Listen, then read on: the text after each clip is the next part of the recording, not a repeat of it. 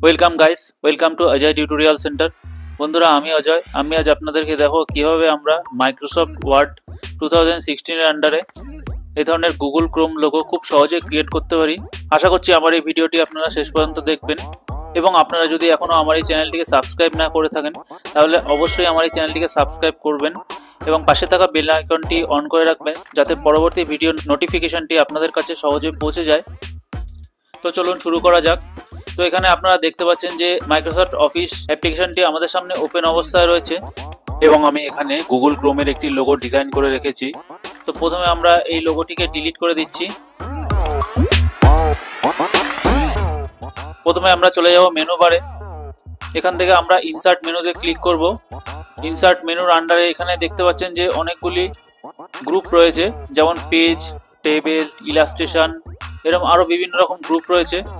তো প্রথমে আমরা ইলাস্ট্রেশন গ্রুপের আন্ডারে শেপ যে অপশনটি আছে এখানে ক্লিক করব। এখানে ক্লিক করার পরে আমরা এখান থেকে একটি ওভাল শেপকে সিলেক্ট করব।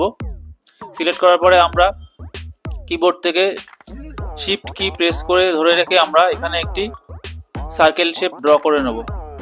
এটি ড্র করার পরে আমরা এই শেপটির একটি ডুপ্লিকেট কপি ক্রিয়েট করব। সেজন্য আমরা কিবোর্ড থেকে কন্ট্রোল ডি প্রেস করব। এবার শিফট কি প্রেস করে ধরে রেখে এই শেপটিকে আমরা একটু ছোট করে নেব। এখন আমরা এখানে যে শেপটি ক্রিয়েট করলাম এই শেপটিকে আমরা এই বড় শেপটির একদম সেন্টারে এনে রাখবো। তো দেখতে পাচ্ছেন বন্ধুরা যে এখানে মাঝখানে যে শেপটি রয়েছে এই শেপটি এখন সিলেক্টেড রয়েছে। তো এখন আমরা ফরম্যাট ট্যাবের আন্ডারে রয়েছি। তো এখানে আমরা এই শেপটির যে আউটলাইনটি আছে আউটলাইনটিকে আমরা কালার করব। সেই জন্য শেপ আউটলাইন যে অপশনটি আছে এখানে ক্লিক করব। এখানে ক্লিক করার পরে এটিকে আমরা হোয়াইট কালারে ফিল করব এবং এর যে থিকনেসটি আছে থিকনেসটিকে আমরা এখান থেকে বাড়িয়ে নেব। এখানে উইথ যে অপশনটি আপনারা দেখতে পাচ্ছেন এখান থেকে আমি এদিকে 3 পয়েন্ট এই অপশনটিকে সিলেক্ট করলাম। 3 পয়েন্ট যে লেখা রয়েছে এখানে ক্লিক করব। তো দেখতে পাচ্ছেন যে উইথটি এখানে বেড়ে গেছে। এখন আমরা এই সার্কেলটির কালারটি চেঞ্জ করব। তো এটিকে সিলেক্ট করে আমরা শেপ ফিল যে অপশনটি আছে এখানে ক্লিক করব। এখান থেকে আমরা একটি কালার চুজ করব। তো আমরা এই কালারটি রাখছি। এখন আমরা এই সার্কেলটির আউটলাইনটিকেও একটি কালারে ফিল করব। তো শেপ আউটলাইন যে অপশনটি আছে এখানে ক্লিক করার পরে আমরা এটিকে ওই সেম কালারে ফিল করছি। তো দেখতে পাচ্ছেন যে এখানে শেপের কালারটি চেঞ্জ হয়ে গেছে। এবার আমরা এখানে ডিজাইনটি ক্রিয়েট করব। তো সেই জন্য বড় যে সার্কেলটি রয়েছে এই সার্কেলটি সিলেক্ট থাকা অবস্থায় আমরা চলে যাব ইনসার্ট মেনুতে। এখান থেকে শেপ অপশনে ক্লিক করব। এবার এখান থেকে আমরা লাইন এই অপশনটির আন্ডারে এখান থেকে আমরা ফ্রি ফ্রম শেপ এই অপশনটিকে সিলেক্ট করব। তো এটিকে সিলেক্ট করার পরে আমরা এখানে মাউস দিয়ে ড্র্যাগ করে একটি শেপ এখানে আমরা ড্র করব। তো দেখুন আমি দেখাচ্ছি। প্রথমে আমরা ঠিক এই জায়গাটায় একটি ক্লিক করব। এবার আমরা সেকেন্ড ক্লিকটি ঠিক এই জায়গাটায় করব। তো এখানে একটি ক্লিক করলাম। এবার আমরা এখানে জয়েন করে দেবো। তো দেখতে পাচ্ছেন যে এখানে একটি শেপ ক্রিয়েট হয়ে গেছে। এবার আমরা এই শেপটিকে এডিট করব।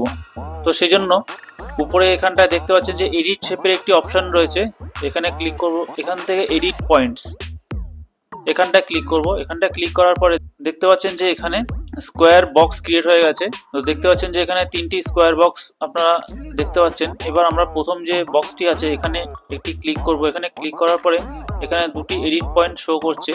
এবার আমরা মাউস দিয়ে ড্র্যাগ করে এটিকে টেনে এই সার্কেলের সাথে মেলানোর চেষ্টা করব।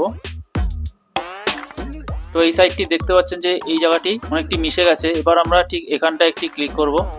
তো এখানেও দুটো এডিট পয়েন্ট শো করছে, এটিকেও আমরা মেলানোর চেষ্টা করব।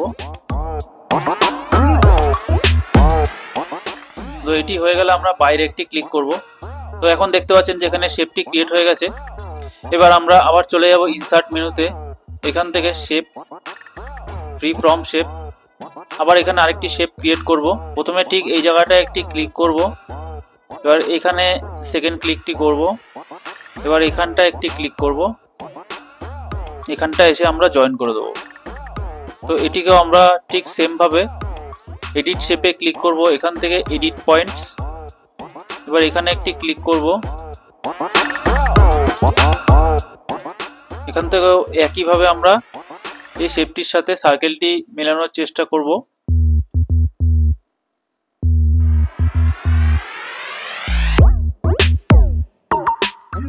তো শেপটি ক্রিয়েট হয়ে যাওয়ার পরে আমরা বাইরে একটি ক্লিক করব।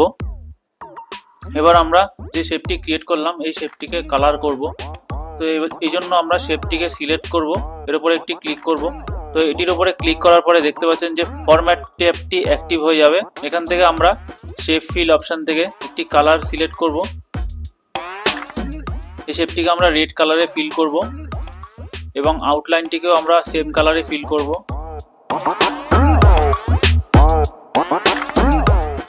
এবার এখানে যে শেপটি আছে এই শেপটিকে আমরা গ্রিন কালারে ফিল করব। এর আউটলাইনটিকেও আমরা সেম কালারে ফিল করব। এবার এখানে মাঝখানে যে সার্কেলটি আছে এই সার্কেলটির উপরে ক্লিক করব। তো দেখতে পাচ্ছেন যে এই সার্কেলটি সিলেক্ট হয়ে গেছে। এবার এটি সিলেক্ট থাকা অবস্থায় আমরা চলে যাব অ্যারেঞ্জ গ্রুপের আন্ডারে ব্রিং ফরওয়ার্ড নামে যে অপশনটি আছে এখানে ক্লিক করব। এখানে ক্লিক করার পরে আমরা ব্রিং টু ফ্রন্ট এই অপশনটিতে ক্লিক করব। এখানে ক্লিক করার পরে দেখতে পাচ্ছেন যে আমাদের ক্রোম লোগোটি তৈরি হয়ে গেছে। তো বন্ধুরা, আপনারা দেখতে পেলেন যে আমি মাইক্রোসফট ওয়ার্ডের আন্ডারে কিভাবে গুগল ক্রোমের লোগোটি ক্রিয়েট করলাম। তো আশা করছি যে আমি আপনাদেরকে বোঝাতে পেরেছি কিভাবে মাইক্রোসফট ওয়ার্ডের আন্ডারে আমরা খুব সহজে গুগল ক্রোম লোগো ক্রিয়েট করতে পারবো। তো আজকের ভিডিওটি এই পর্যন্তই। যদি আমার এই ভিডিওটি আপনাদের ভালো লেগে থাকে তাহলে অবশ্যই আমার এই ভিডিওতে একটি লাইক করে দেবেন এবং এই ধরনের আরও ভিডিও দেখার জন্য আমার চ্যানেলটিকে সাবস্ক্রাইব করবেন। এবং আপনাদের যদি কোনো বক্তব্য থাকে তাহলে অবশ্যই আমাকে কমেন্ট করে জানাবেন।